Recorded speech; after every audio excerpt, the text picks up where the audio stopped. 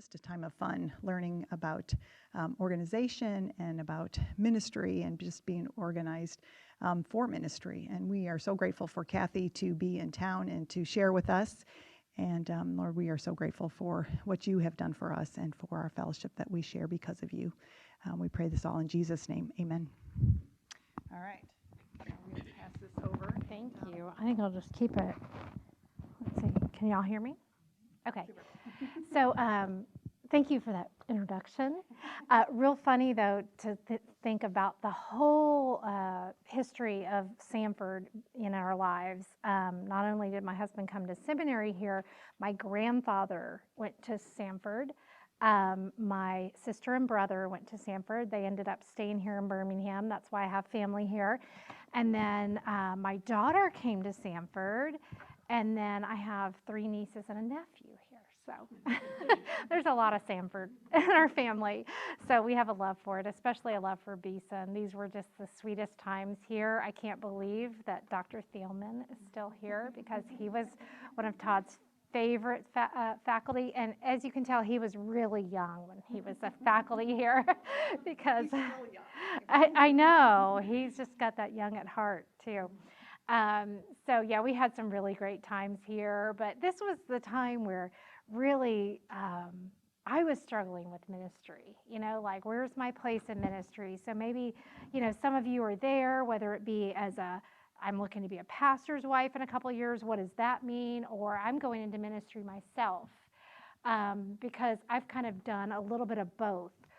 So early on in our ministry, I really did not know what my place was. I definitely wouldn't have been speaking in front of anyone. I did not want to be up in front. I did not sing. I did not play the piano, which used to be a common question when your husband went for an interview at a church, is they would ask you, so do you sing? Do you play the piano? And I'm like, you're hiring him, not me, because I surely had no talent. So, you're just kind of trying to find your place. And I remember being a pastor's wife and having a 4-year-old, a 2-year-old, and a newborn, and they had no nursery. And I would try to drag those children up, usually at bedtime, to church and make them behave in church, prayer meetings, whatever it was. And my husband would say, Cathy, it's okay for you not to come. Your ministry right now is to your family. And of course I would say, oh yeah. And then I'd, feel guilty and try to drag them up there.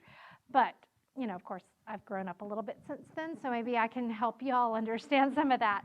But there was at one point in my life where I just remember feeling so desperate. I was exhausted from ministry and trying to be a mom and trying to do everything that I was supposed to be doing. And this lady at church pulled me aside, and she told me something that, just changed everything. She said, of course, your number one priority is God, obviously. Then your husband, then your children, and then your ministry.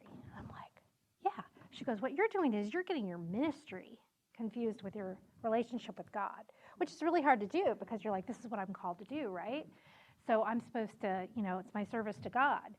But there are times in our lives, and there'll be seasons in your lives, where ministry kind of needs to take a back seat. Because as my husband used to remind me, the kids are your ministry. Raising a family is the most important thing right now. And sometimes maybe you're not married, maybe you don't have kids. There'll be things that are more important than your ministry. Not that ministry isn't wonderful and important, but there'll be things that maybe only you can do. Maybe caring for a family member who's sick, maybe a friend, maybe just a stage in your life where you have to be there for someone. Maybe even for yourself, to get yourself fit for ministry. Those are things that are good to take care of and not to get that whole list of priorities confused with putting ministry up here with your relationship with God. Those things are separate. And once I was able to separate those two things, it helped me a lot in ministry to be able to say, hey, it is okay that right now my ministry is to my kids. I may have responsibilities at home that allow my husband to minister. And that was just kind of our stage in life. So I wanted to read 1 Timothy 3, 4, and 5. And they're talking about, the qualifications of elders or pastors. And I just read this and I thought, I never remember it being so clear until I read it this time. He must manage his own household well, talking about pastors and elders, with all dignity, keeping his children submissive. For if someone does not know how to manage his own household, how will he care for God's church? And I just thought that's, really important. And my husband was always really good at balancing those two things and making sure he was around for the kids. And he was there training them because, again, if your kids are not following the Lord, if your household's not under control, nothing else is going to fall into place. Well, during this time when I was trying to find my role in ministry, he was pastoring this little church while he was doing his PhD, and I was actually cleaning houses because we had no money. So I would go and clean houses, and I was cleaning some of the church members' houses. And there was this one in particular that I would see on Friday mornings. I would go over there while the kids were still in bed and they were leaving for school at like 6:30 in the morning. And I would go and I would clean their house. And they were getting out to school and they're yelling at each other. It was chaos, but their house was so disorganized. And that's when it hit me that, these are the people that are up at church every time the doors are open serving. But yet they're not eating meals together as a family. They haven't seen their dining room table in a long time because it's cluttered with mail. They're, yelling because they can't find their shin guards for soccer practice. It's all these little things. And I thought, my ministry could be to organizing people so that they can be effective for ministry. And so that's when it started, just me going into church members' homes and saying, hey, I'll get your house organized, and then you'll be more fit for ministry. And so that's kind of how it started. And then it kind of, became a business eventually. When my kids all went to school, I said, well, what can I do? And my husband said, why don't you organize people? And I'm like, that's not a job. And then it did. But now it's even, gotten bigger where I have employees and I'm able to minister to them because most of my employees are not Christians. My company's in California. So there are very few Christians out there. But I'm able to minister to so many people. And I think we all, when you're struggling with that ministry, sometimes it may mean that you're not even going into the traditional church ministry. I see my organizing business as a huge ministry because I'm able to get into people's homes and maybe they've struggled with hoarding for years and they're like a hermit. The church could never reach those people, but I can, and so, your job can take you into places where you can minister that you never could normally. But, your house being in order helps you minister more effectively, and that means your priorities as well as the physical house being organized. And we're going to get into all the nitty-gritty of that in a little bit. But when you're less stressed, you're able to spend more time as a family, eat meals together, which is so important. Our kids all played sports and were involved in school stuff, so we were always running, but we always tried to have time for meals together. One thing that was really important to us with our children was that they were in California public schools. So they were there to be salt and light, but that was rough. And so they needed that time to pull away and be at home. And over our dinners and bedtime, even my kids, we put them to bed even till when they were in high school, just because that was a good time to pray and hear about their day and know. It's like mealtime was the time we talked as a family about our days and what was going on. And Todd was always training them, in really apologetics because they were out in the schools. But then, dinner time, bedtime was more like what's going on with you personally and how can we pray for you? And, those were times to really encourage them. And if your home is that haven, you're going to prepare them for ministry and just for growth and everything that they need. Another verse I wanted to read that there were a couple of verses that just came to me during this time of thinking about talking to y'all. It's Colossians 3, 1-4. If then you have been raised with Christ, seek the things that are above, where Christ is seated at the right hand of God. Set your minds on things that are above, not on things on the earth. For you have died, and your life is hidden with Christ in God. When Christ, who is your life, appears, then you also will appear with him in glory. There were a couple of things that stood out to me there. It's talking about seek the things above, set your minds on things above. Obviously, back to that list of priorities. God is your focus. That should be glorify God with everything we do, should be our focus. But not on the things of earth. And I think of all the little things that distract us in the world. There are many of them. Work can distract you. A lot of good things can distract you. Church work can distract you from putting God first in your life. I've seen it. You've seen it happen. You've seen the pastors fall. You've seen their family falling apart. And there's, it's when you get those priorities out of order. But I think one of the things that really, some of the things on the earth are worldly possessions. So we're going to talk a little bit about possessions and about that. But that's kind of the foundation of my organizing. I know you probably want to know, what kind of containers do you use? No, go back a little bit. So, yeah. But then I liked that last verse. It says, when Christ, who is your life. Okay, again, that priority of Christ being our life. And I think it's so quick. How many times have we said, oh, my kids are my life? Oh, my job is my life, or my ministry is my life, my church is my life. God should be our life. So again, priorities is the foundation of it all.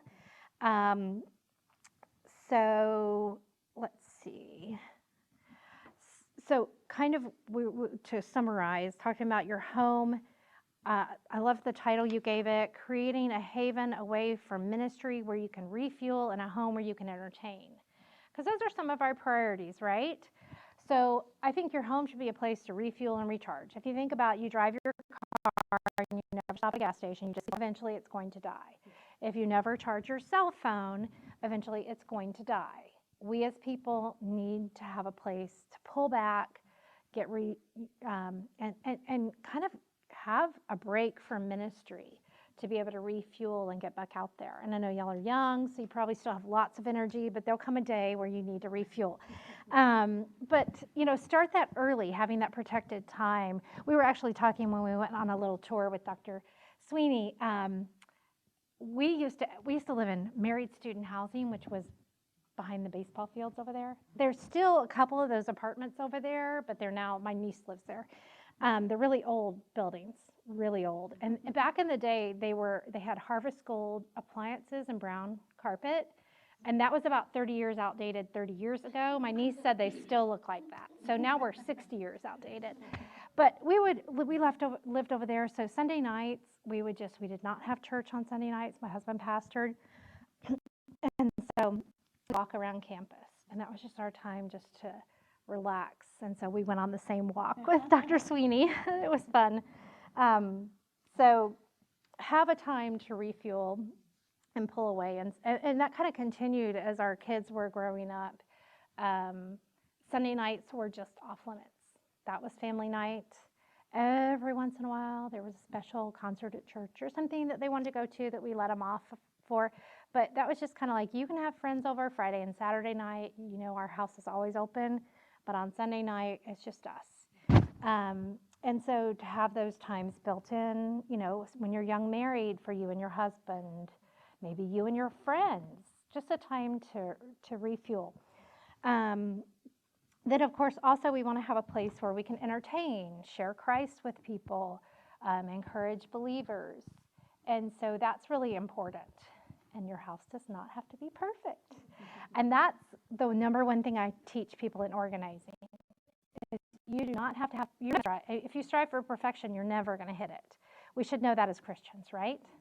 But somehow when it comes to our home, we look at someone else's home. You go to Mrs. Sweeney's home and you go, oh, it's so beautiful and it's so perfect. And, But don't open the laundry room. And so back to the married student housing with that Harvest Gold and brown carpet.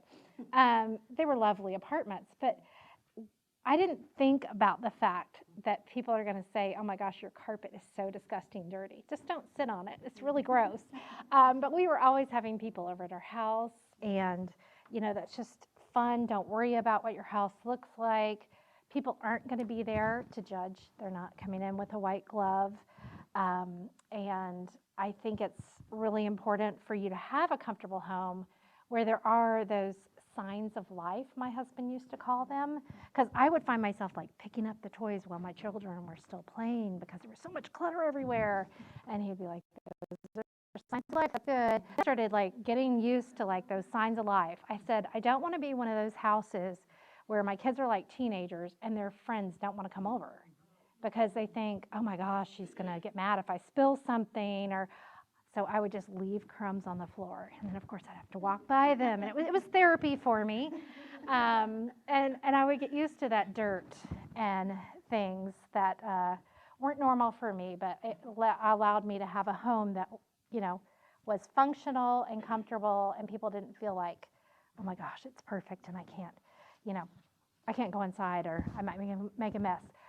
So now we'll talk about some of the nitty-gritties of organizing. So does anybody want to share a couple of the problem areas that you have? I know, probably not yet. Go for it. The laundry room, obviously.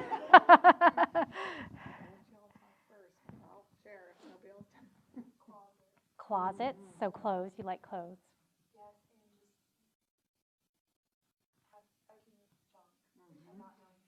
And throwing it in the closet. Okay.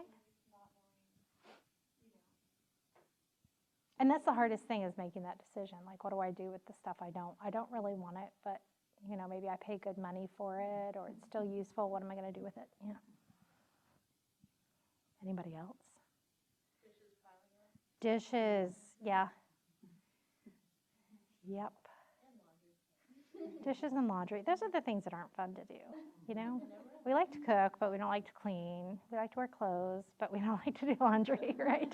They're not always fun. Not the glamorous ones. You got My food pantry is another one. Yeah. My mother-in-law, that it's beans, corn. I mean, it's so neat and pretty, and I covet her pantry.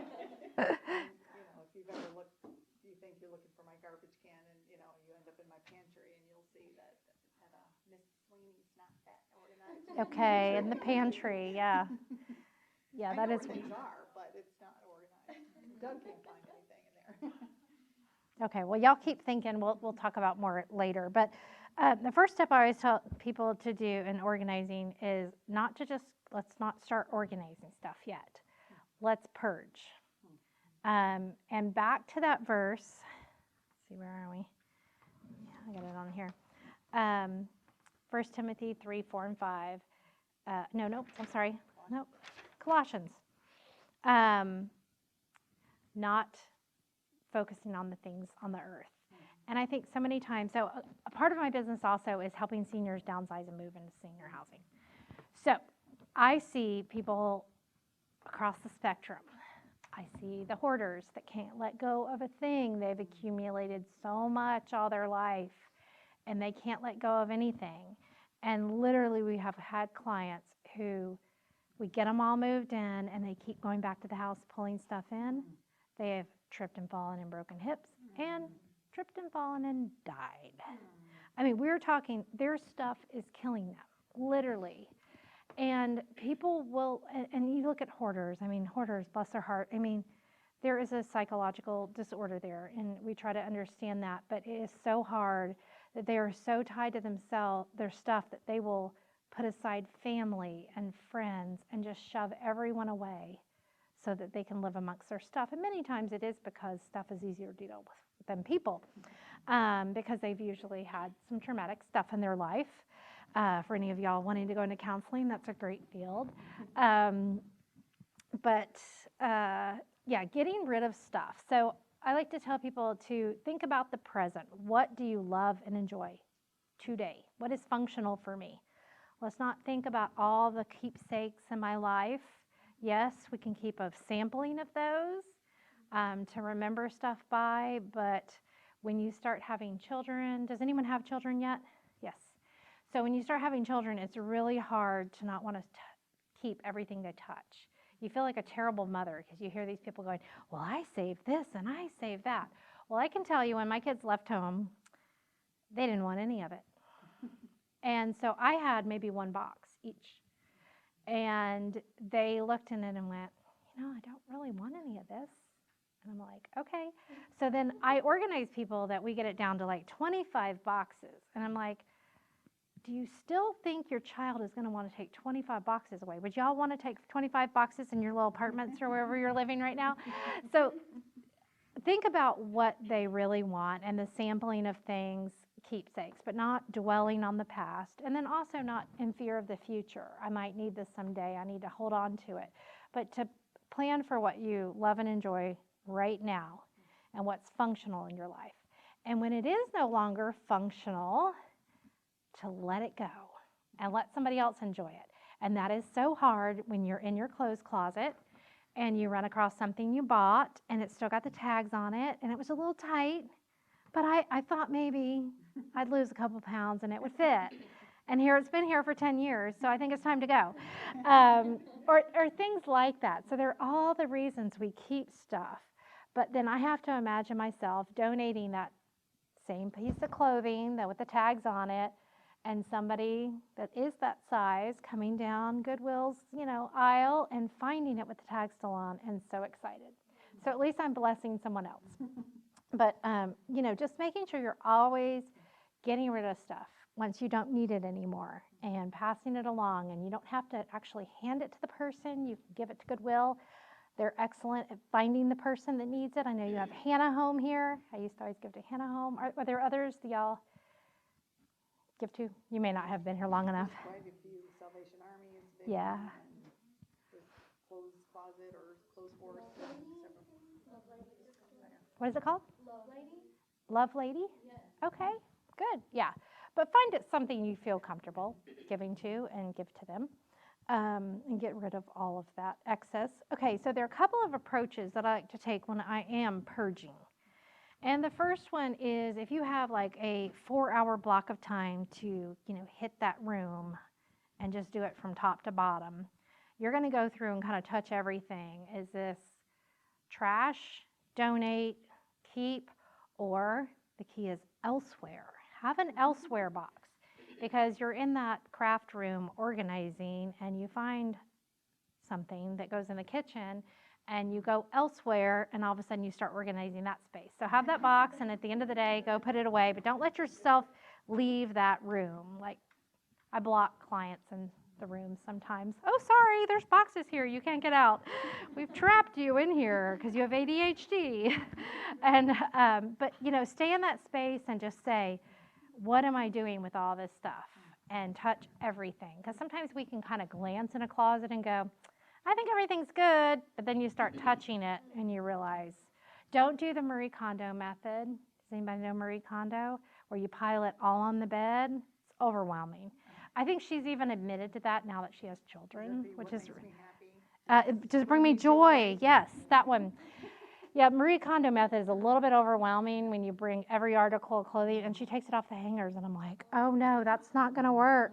So just go systematically through your closet from time to time, but touch everything to see, am I really going to wear this? Okay, and here's a little trick for clothing.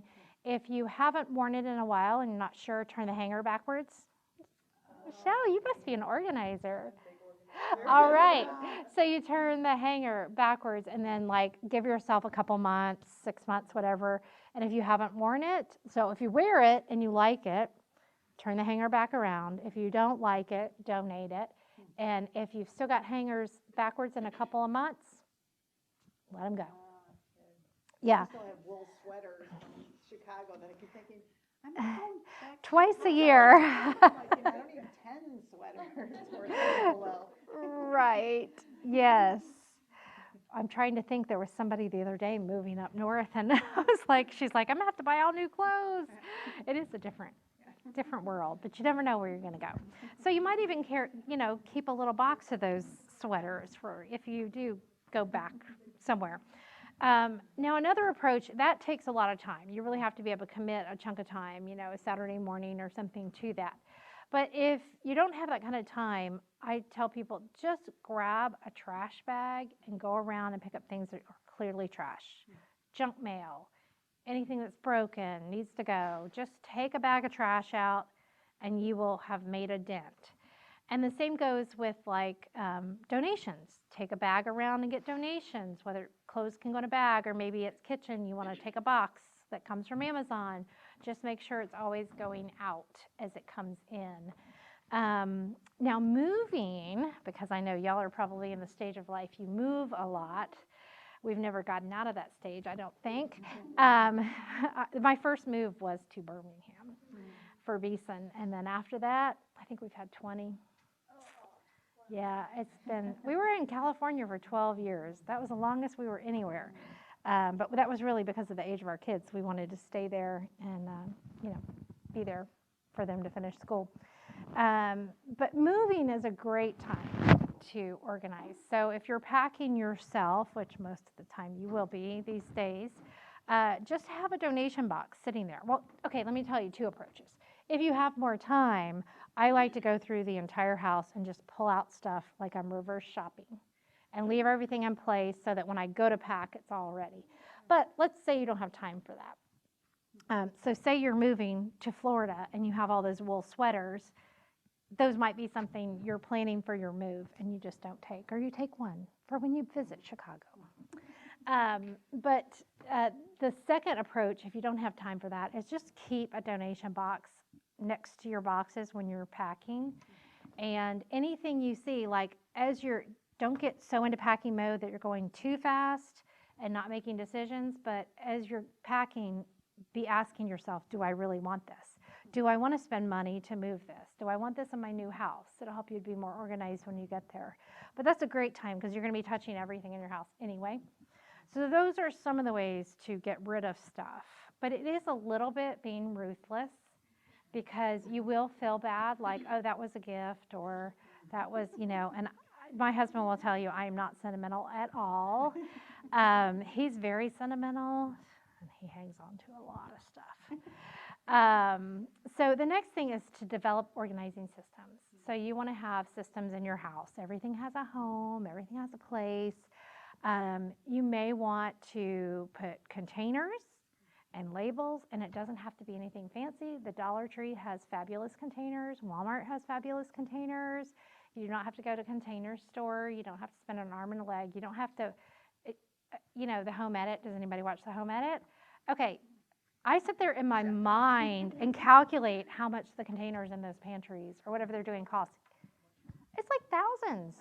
And I'm like, these people are spending so much on containers. Even Amazon has great containers. That's what I got Katie for her bridal shower yesterday, because she and I are organizing kindred spirits.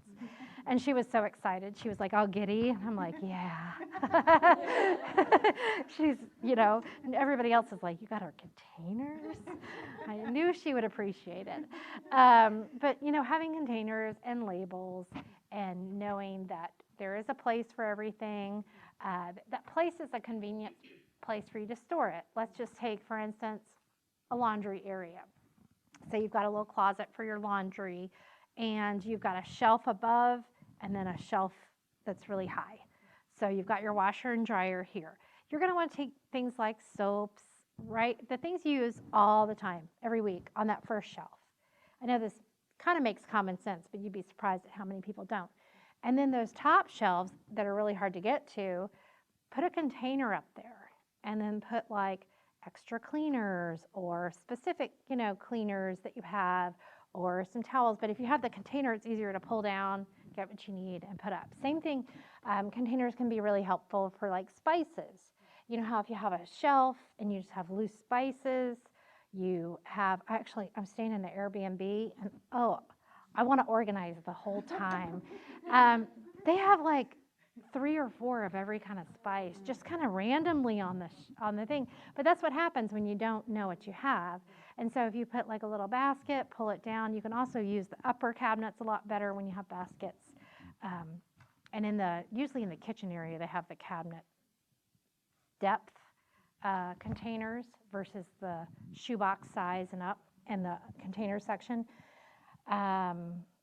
So yeah, and having labels. And then there'll be some things that you want convenient in every room, like a pair of scissors or, something like that. But there'll be other things that you really want to have one space for. Don't use your kitchen drawers for drawers. You probably don't have space for that.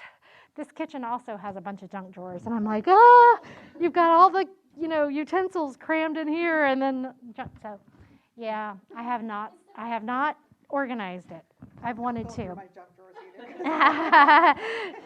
But your kitchen space is so valuable, and you wouldn't believe the number of people that have so many junk drawers, and it's like there's a screwdriver in there and some Band-Aids or whatever, and you're like, you can walk to the garage or somewhere when you need a screwdriver. You don't have to have that in the kitchen, but the things you touch all the time at the convenient spots, and then the other things up a little bit higher or out a little further.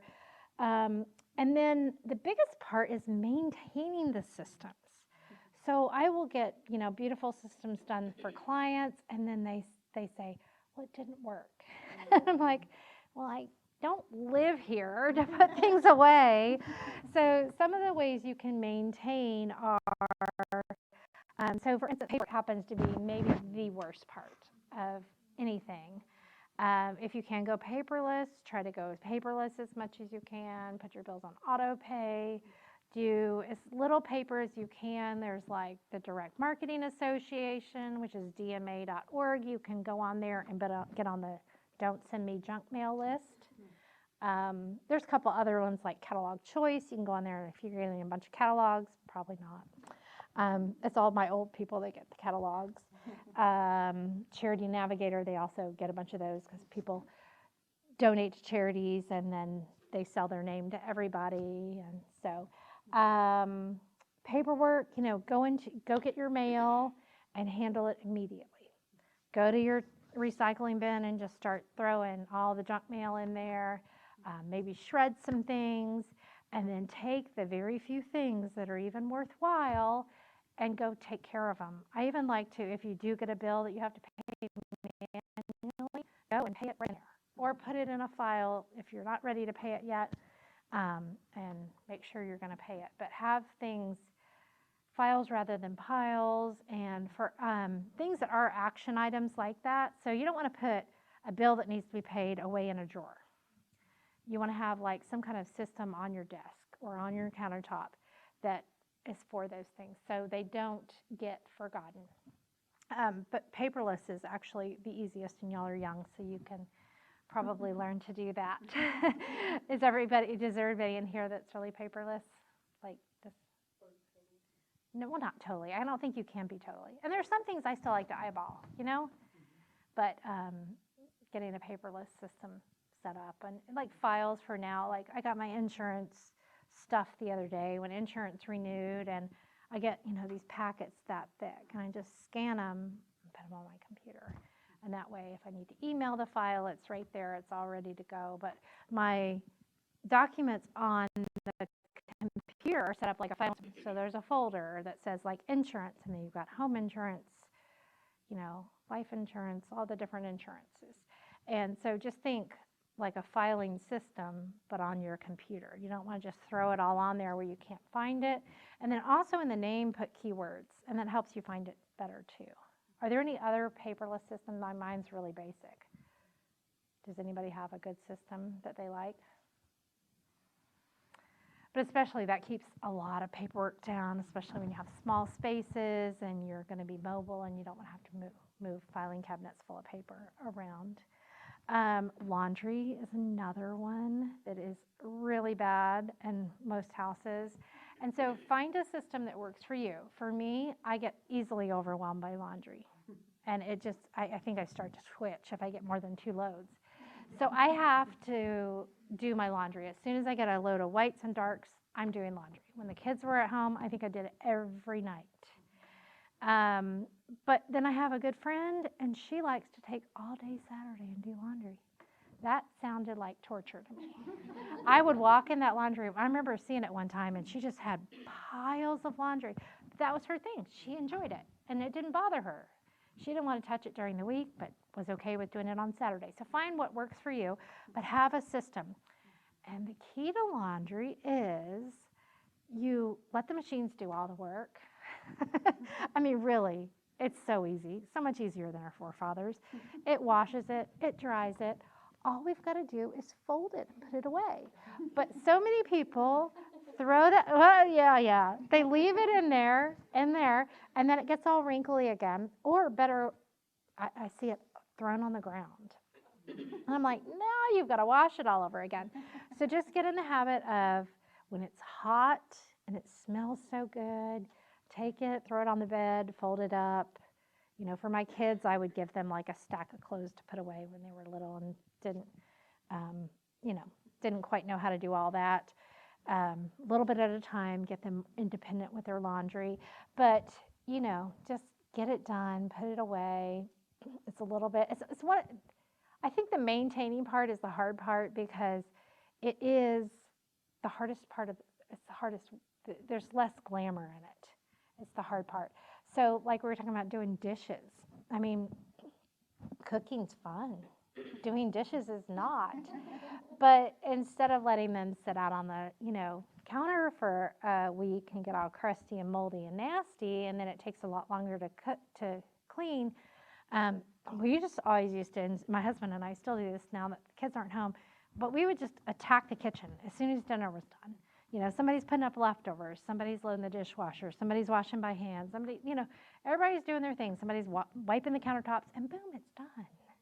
And so when you work together, it really is not that bad. And then, of course, finishing. Like we were talking about finishing the laundry. Don't just throw it in a basket and get it all wrinkly again, or on the floor and get it dirty again. Go ahead and finish it, fold it, put it away. Same with dishes. When they're in the drainer and they're dry, don't wash more and put them on top of them. Put them away. And it's just a matter of little things like that make life easier. And so by spending that little bit of time doing something right, you save time in the long run. And then we'll talk about this in a little bit, but that makes you ready for if that neighbor stops by and says, hey, I wanted to talk to you about something. And you don't go, okay, let's stand outside. You can welcome them in. And then remember that things like cleaning. For me, cleaning, I would love to do it to perfection, but it's just going to get dirty again. So avoid the perfectionism again. There's something I find myself saying a lot, and a friend of mine pointed it out because I actually say it out loud, is good enough. And she goes, you keep saying good enough. We were cleaning up somebody's house at church. And she goes, you keep saying good enough. Because I'm like, well, that's all we got time for today. We got to get good enough. And so when you're cleaning, it's okay not to do everything to perfection. It doesn't have to be done perfectly. Run the vacuum when you have a couple of minutes. Clean the bathrooms when you have another little bit of time. And just kind of break down the tasks so that you're just good enough is sometimes good enough. You're never going to if you wait to do it till you have time to do it perfectly, it'll never get done. So giving yourself a little bit of a break. And I think, so another thing that a lot of people struggle with is meal prep. Anybody like to cook? Yeah, we got someone that like to cook. Yeah, a lot of people like to cook. Good. A lot of people these days do not cook. I am amazed at who doesn't cook. We just did meals for one of the faculty family who lost their nephew in that shooting in Nashville. And we actually had 2 faculty members who lost loved ones in that shooting. It's bizarre. But we were taking them meals, and everybody was just ordering them food. And I'm like, I am taking a meal over there. But so many people don't cook now. But really, cooking isn't that hard. I mean, you've got Instapots, you've got crock pots these days. I love a barbecue grill. And just find a couple of go-to meals that your family, you like, your husband, whoever, and just make it. If you're single, I know all of my kids do meal prep. So they shop and cook on the weekend, and they prepare their meals for the week. because they're really busy. They may get home at 9 o'clock at night and they need something to eat, and all they've got to do is pop it in the microwave. So think about what works for you, but having those go-to meals, it does not have to be anything fancy, but it's definitely healthier than eating out. It's definitely cheaper when you're especially a seminary student or wife. We live on a very small budget, and I am the master at living on nothing. But like for instance, maybe cook something ahead. Okay, so for instance, I might on Monday night have grilled chicken, broccoli, and rice. So like simple meal, nothing big. But I'll make extra chicken and extra rice. And then I'll use those throughout the week on maybe a burrito bowl or a salad or something else throughout the week, wraps, whatever I have. But I would do that on the nights that maybe we didn't have sports, and know that, we're going to be flying by the seat of our pants the rest of the week, and we've got some food made up. But even a step further is going back to your shopping for that. One thing I like to do before I head to the store is to go to my pantry and kind of straighten it up, because in doing that, you're going to realize I'm out of, well, you realize, oh my gosh, I don't have any corn, and you put that on the list. But by straightening it up, you come home and you're ready to put it. Same with your fridge. Go in your fridge, kind of straighten up, throw out all the stuff that needs to go, wipe down the shelves, and then you're ready to come in and after you shop. And then I like to shop and chop. So when I come home from shopping, I learned early on that my children, if I got a pack of strawberries, they would just rot in there. But if I bring those home and I chop them up and I have them ready, they're going to eat them. And then also it's easier for me to cook during the week when I'm busy if I already have like bell peppers chopped up or, some kind of vegetables, and I've planned ahead on the chopping part. So that's just some little hints for meal prep. Now, entertaining, that's something that it was really important in ministry. We used to have we still make soup on Sundays. So we called them Super Sundays. So when my husband was pastoring, there might be like a family visiting. And so we would always have a pot of soup ready. And then if somebody was visiting, we could invite them over for lunch after church or whatever. But you're just always ready. Now, soup is not a big thing. It doesn't take long to prepare, and it's not fancy. But really, people are not coming for the food. They're not coming to your house for the decorations or to inspect it with a white glove. And those are things to remember, that hospitality is all about just being open to ministering to that person, and they are not going to remember what they ate, what your house looked like. They're going to remember the sweet time of fellowship or the way that you ministered to them. So I think that's really important to remember. And there's kind of this spectrum I see between hospitality and a haven. So you mentioned both of those in the title, and I really liked that. But I think at different stages in our lives, and everybody's going to have a different place on that spectrum. So let's say, hospitality is here and haven is here. Have you all ever heard of Rosaria Butterfield? Okay, she's a dear friend of mine. We were neighbors in Virginia. And she wrote that book on hospitality. Have you read it, and are you overwhelmed? Okay, she literally then said, come over for dinner. And we were like, okay, yeah, we just moved from Texas. We're good. We'll come for dinner. She had homeless people in her house every night. I mean, she would open it to anyone and everyone. She was on the hospitality side, and that was comfortable for her and her family. I will tell you, that is not comfortable for me and my family. And, you've got to find where you are. And as much as I love her, and that is wonderful that she's able to do that, I don't think we're all called to that. For me, my husband tends to be more introverted. He deals with people all day long. At the end of the day, he is tired. He wants to rest and refuel and recharge. So he's more on the haven side. And so I've got to create a home that's more of a haven.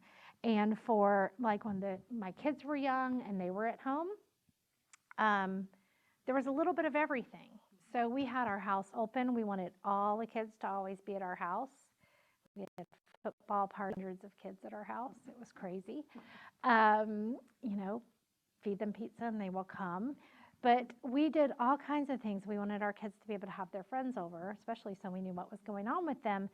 But then there were also times that we said, no, this is time to just refuel, recharge, and have some time. And I think as much as they would go, oh, I can't have my friends over tonight, I think they almost appreciated that. And so I think as a parent, you have to know where you're going to be on that spectrum. So that's important. There'll be stages of your life where it goes one way or another. You'll be doing more entertaining, more just, you know, things are really hard right now with work, and we're going to just pull up a little bit. But yeah, remembering that ministry to your family is also important and can be your number one priority. But definitely keep it simple. I was thinking back on this, and there was another Beeson student that we ran into at church at Hunter Street one Sunday night. And they said, why don't y'all come over after church? We had peanut butter and jellies. And I can remember that being one of the most fun times, getting to know them and eating peanut butter and jellies. So it doesn't have to be anything fancy. Don't put all that pressure on you. People aren't going to notice your dirt.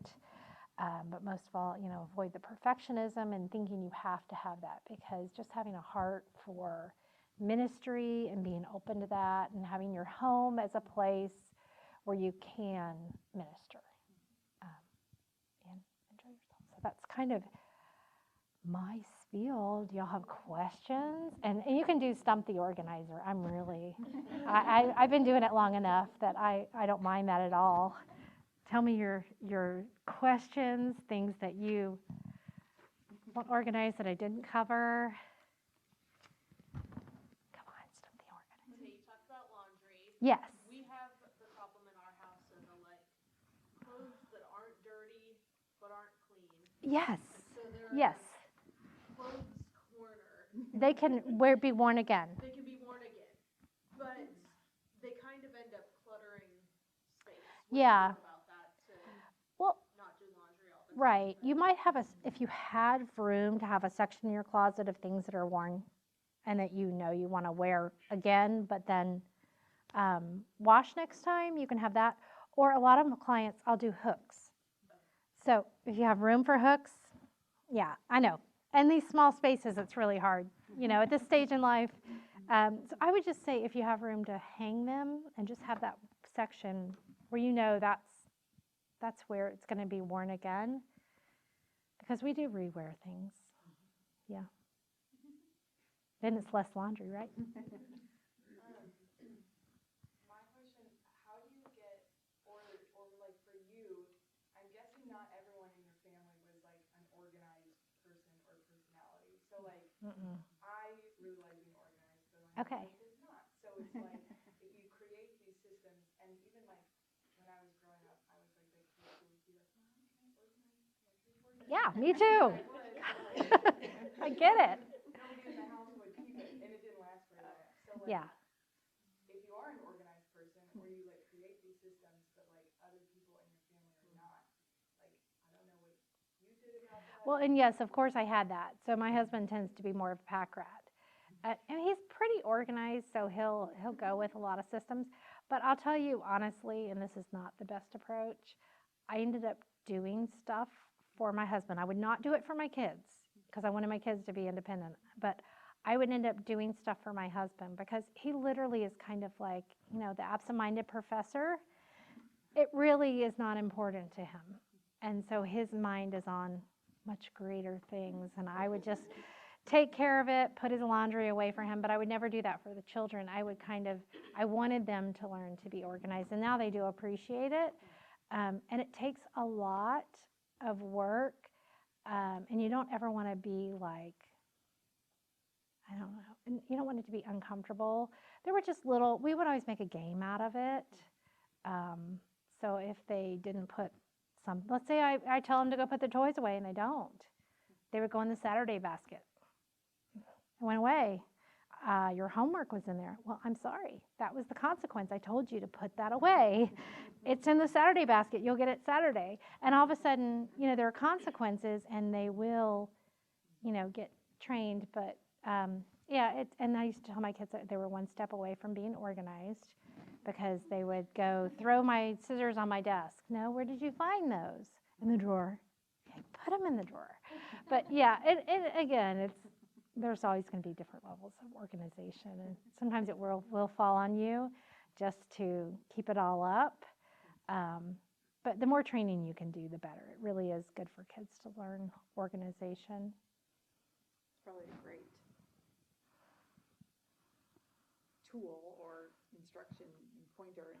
Nephew has a daughter, but the rest of us who don't, before you have kids, at least, you might not be able to do anything with Gage, but at least you have kids someday, but at least, that's a really great Yeah. thing. And I have a lot of clients who, his husbands are the extreme, like hoarders or something.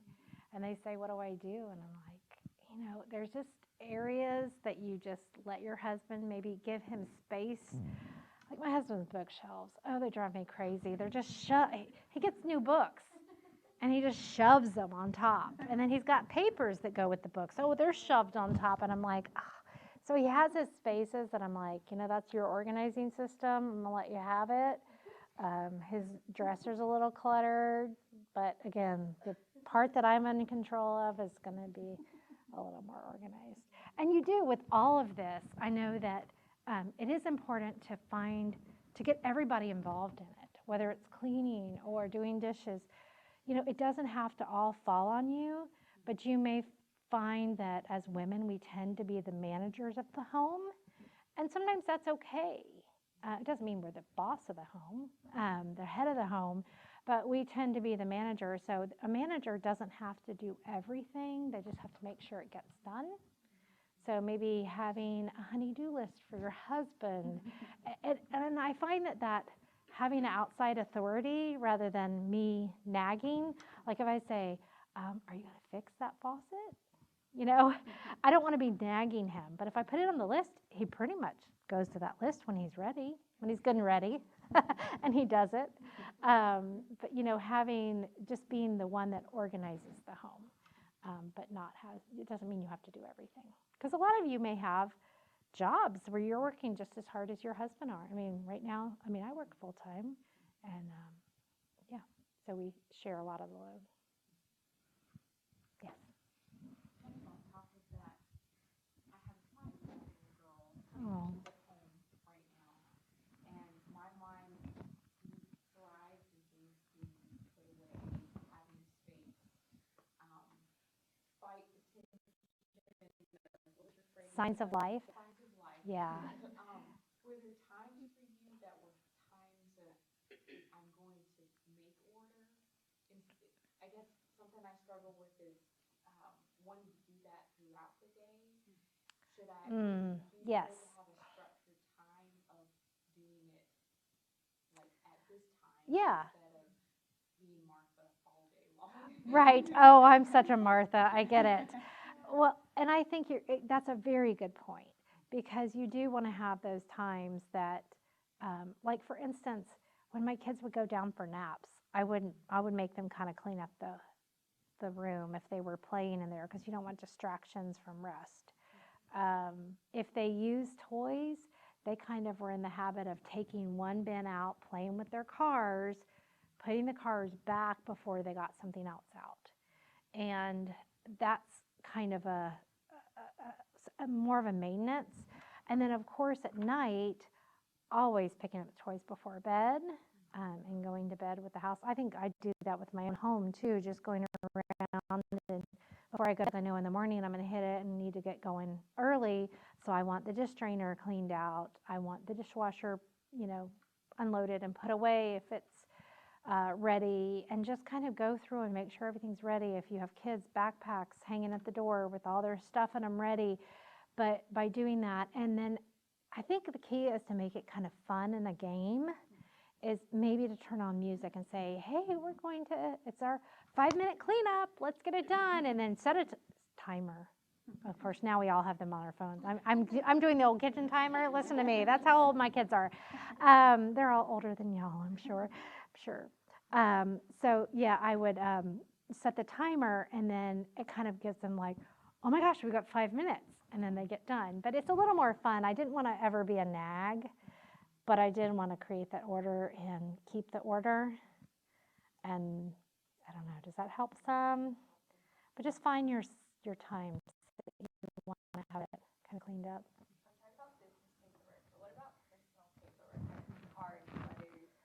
Oh yeah. Well, I'm not, but I do. I mean, oh, my kids. We always make cards for each other, and my kids write the sweetest cards. I will not get rid of those. Just okay. Well, I'll tell you what. My mother-in-law, when I had to move her, that was the hardest move I ever did, and I move seniors all the time.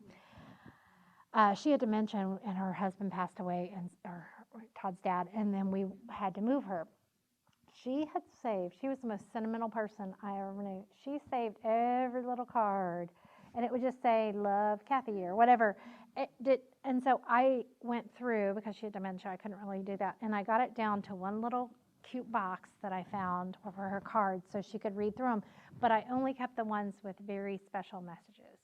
So like for my children's papers and stuff, I only kept the things that maybe were a writing sample, or with their cute little handprints or footprints or something like that. And if they did something big like a science fair project, I wasn't going to keep that, so I'd take a picture of them at the science fair and be like, okay, the science fair project goes.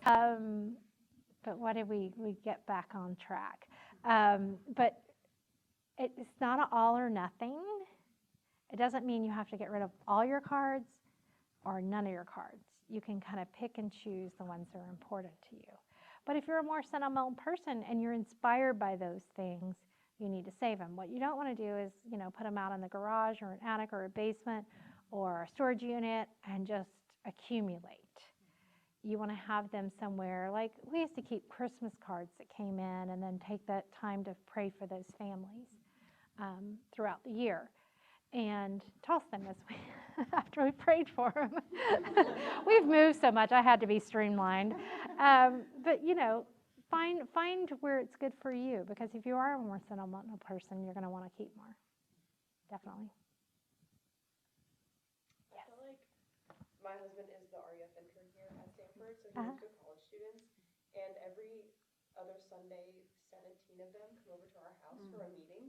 And it's really hard for me because I feel like I'm really clean and organized, so I feel like I want to clean and make it really nice for them to come over. And then they come over and make a mess, and then they leave and I have to clean after they're there. Yep. So I feel like I'm struggling with this tension of like, we want to be that, that hospitable house and this ministry and have the students come over, but most of the time I'm just stressed about cleaning and then cleaning after. Well, yeah. Oh, get it. I totally get it. So my husband's students are always at the house.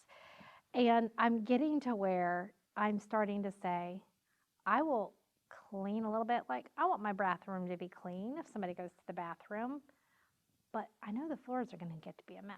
So I am not going to spend time mopping my floors before they come, and they are not going to notice my dirt. So let yourself have a little more slack and then clean up afterwards. So you have to, they're not going to notice. No. Opened your door. Yeah, and it's all about the food. Yeah. So I have let myself have a lot of slack there. Yeah, definitely. And I think that's the key to all of it. Just have your home open and don't worry about all that dirt. And it's really hard for me. Like when a neighbor comes to my door and just wants to talk or pray or whatever, and I'm like, oh, I've got that dishes all over the kitchen counter, But they're not looking at that, and they're thinking of what, the time together. That's what's important.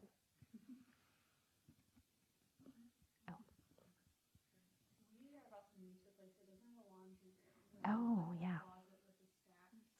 Stackable has nowhere for anything, yeah.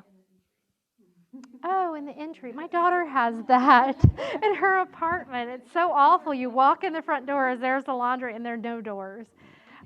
You have doors. But, yeah, the stackables, actually, a lot of the senior living communities I move people into have those, and it's just not convenient. So there's not even any room at all? Is there anything? Yeah. And you might want to think like maybe go with pods rather than powder or liquid or something different. Think about what works for that space and a container of the pods and maybe dryer sheets. And then when you need bleach or lawn fabric softener or something, you're going to have to go somewhere else. So yeah, that's a little tricky. But yeah, make the most of it. And At least you have it in your. yeah, at least you do. Walking down. And you might even just have like a little basket that goes under your sink that you know is laundry and you pull it in. But it's right in the hall, so you can't like leave it.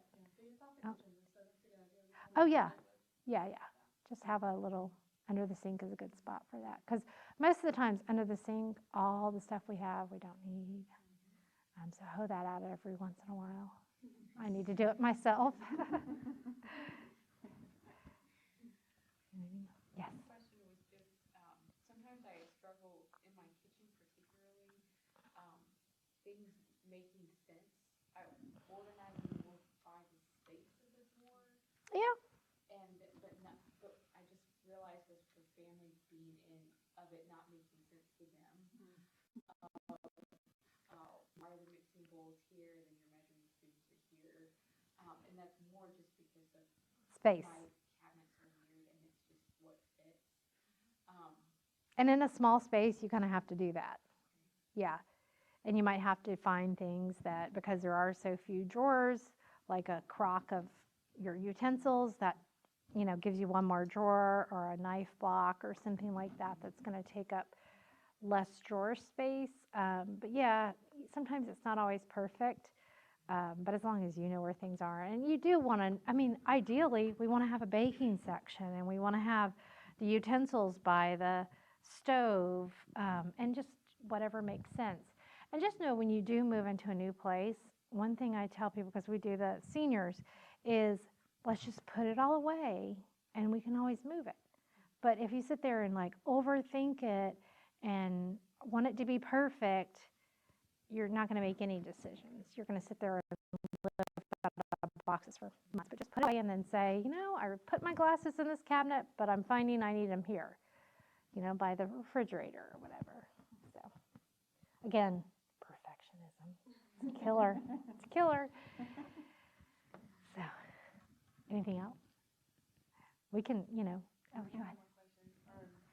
Do you have any like go-to resources that give you like organizing inspiration or things like that? We are in a really small space, and I try to be as organized as possible just to fit stuff in there. But like, I love Pinterest. I didn't know if you had like resources that you love to. I'm really terrible when it comes to social media and stuff. I actually have to pay somebody to do it for my company because I hate it so much. There are all kinds of, I'm sure, I don't even know, because I don't follow any of them or do any of them. But yeah, I'm sure that's a good spot. Yeah, and there's so much on Instagram, and you can always go out and look at mine. I'm sure she posts about other people that she likes, but I don't do any of it. Spend 3 hours on Pinterest. You could have spent it on pantry. Right, and that's a, yeah. But yeah, small spaces are always a challenge. I have a question, and I have 3 grown children. Yeah. I'm very sentimental. Uh-huh. So I'm going through, we're starting to go through the attic, and our kids are not in their permanent place. Yeah. In school or in apartment. Yeah. So I can't jettison everything onto them, but I promise you, they're just between my sentimental and their stuff that is there. I'm not sure what do you recommend? And you all may be the ones that your parents are going to call. Yeah. Yeah, do you have still stuff at your parents'? Yeah, so one thing, Grandparent, you know, dishes from grandparents. they may want one day, yeah. Or they may not want because they want to get it from IKEA. I don't know. They probably do, but there'll be one that wants some of it. One thing I would do is if you have a time where maybe they're all in for Christmas, have them go through their stuff, like have it kind of organized by child and have them go through it and then have those items like the china from grandma. If you don't want it, say, does anybody want it? I will save it for you, but I'm not going to store it if you don't want it. And then, if not, let it go. But you can't always get 3 children in town at the same time. And when they're in town, do they want to do that? So the other way we do it, so sometimes we are moving a senior within, a couple weeks, and there's no way we're going to get all the kids in there, and we're clearing out the attic and stuff. So we take pictures of everything. And so there would be some pictures that you're like just sending to the child. This is your Letterman's jacket, still hanging in the closet. Do you want it? Put it in the box, and have some good, nice, sturdy bins that eventually they can take with them. But for now, in there, and only the stuff they've said they want. The rest it's really hard, but if you don't want it, if they don't want it, it's time to go. And then have the things that maybe are for everyone. Like, here's grandma's china. Does anybody want this? If 2 of them want it, then you might put it in okay, these 2 want it, and then the crystal comes up, and those same 2 want it, then they decide whether to split the set, or one take one and one take the other. There's actually a program called Fair Split, but I don't think you're going to need that. That's usually for families that we have issues with, but it's called Fair Split. But it's kind of a fun, they have games where you can split stuff up. So if there were a bunch of them fighting for it, but honestly, you guys didn't want your grandma's china probably. Did anybody want their grandma's china? Maybe? Yeah? Well, and we are in Alabama, so it's a little bit more sentimental. But people still do use that stuff here. But my kids live like a, very minimalistic lifestyle. They live in tiny spots. They don't want anything. I saved all of our sons. So when, 22 years in one house, that's where he grew up, everything. Here I'm thinking he's going to be a little bit sentimental. Not a single thing did he want. I still saved a box, and then I texted his wife saying, because she's sentimental, to say, all right, he said no to every single photo I sent. Do you want this? He's like, nope, nope. And he's like, Mom, the next thing you're going to send me is nope. And so I'm like, Stephanie, would you want any of these things? And she's like, yes. And I did that too. Yes. One trophy, not 20, and just little things, a couple photos, couple cards, couple handprints. Yes. He said absolutely no to, but I thought, well, and my kids, their children might want to see. They're in college. That's what they say is no, I don't want any of it. And I thought, one day you are going to have children of your own, and you might want to look back at your writing sample in 3rd grade to get a little hope. Like there is hope. I can't read their writing, but it's going to get better. But just to kind of look back, and like you said, their spouse is going to want it. So don't let them maybe get rid of everything, but keep a sampling. I think that's the key. And as you do have kids of your own, keep that in mind, a sampling. How much do they want to take away with them? But it's hard when you're a mom and you think, to be a good mom, I need to keep it all. It's a mess. So, okay. Yeah. For this. Thank you. All right, well, we will end it there, and still time for more socialization. I'm sure there's still more snacks. So please take a tray home for your husbands as they're studying hard this evening. But thank you guys for coming. I know this is a really busy season for everybody, but Cathy, thank you. Thanks for being in town, visiting family, and for sharing this with us. So this is really great. So, all right, thank you. We'll end it there. So let me pray for us. Thank you, Lord, for this evening and for just fun. And thank you for allowing us to have fun and to learn and to grow and to share this fellowship in situations where we all have similar circumstances. And as we grow in the season of seminary life and preparing for ministry, thank you for opportunities to learn from one another and from friends in safe surroundings where we can learn to be hospitable and to learn how to minister to one another and to open our homes to share the love of Jesus. And we thank you for this time and for this place in which we can share. And we pray this in Jesus' name. Amen.